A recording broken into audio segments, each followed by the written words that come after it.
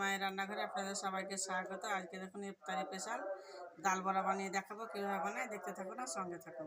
গ্রাম খেসারির ডাল নিয়েছি, তো ভিজিয়ে ভালোভাবে পরিষ্কার করে ধুয়ে নিয়েছি।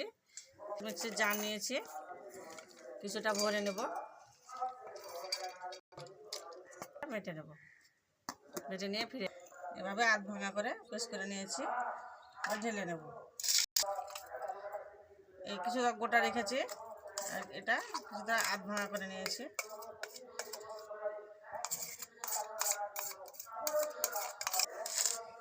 পেঁয়াজ কুচি দিয়ে দেবো, লঙ্কা কুচি, ধনে পাতা কুচি, আর কিছুটা নিয়েছি ফ্লেভারের জন্য কারি পাতা কুচি, কারি পাতাটাও দিয়ে দেবো।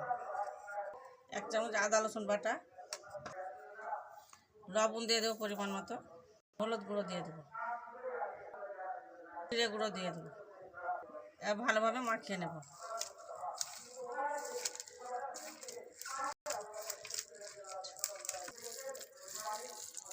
এবার মাখিয়ে নিয়েছি, এই দেখুন এইভাবে মাখিয়ে নিতে হবে। ধরিয়ে তেল কড়া বসিয়ে তেল গরম করতে দিয়ে দিয়েছি, গরম হয়ে গেছে, দিয়ে দেবো।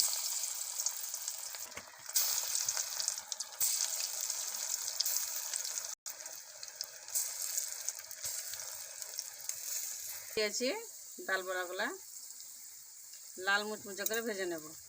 মুচে করে ভেজে নিয়েছি, তুলে নেব। ডাল বড়াগুলো দেখুন কত সুন্দর হয়েছে, এই দেখুন কত সুন্দর লাগছে দেখুন।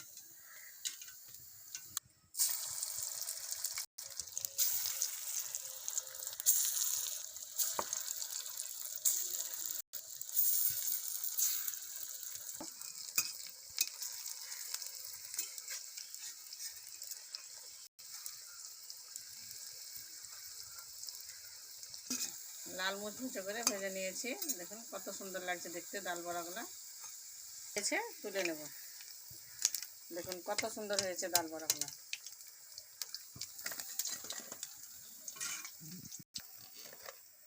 বন্ধুরা ডাল বড়াটা কেমন হয়েছে, কত সুন্দর হয়েছে ডাল বড়া। ইফতারের জন্য পারফেক্ট একদম। ডাল বড়াটা দারুণ লাগছে, মুখে লেগে থাকার মতো। মুখে স্বাদ যদি না থাকে বন্ধুরা, ডাল বড়া খেলে মুখে স্বাদ ফিরে আসবে।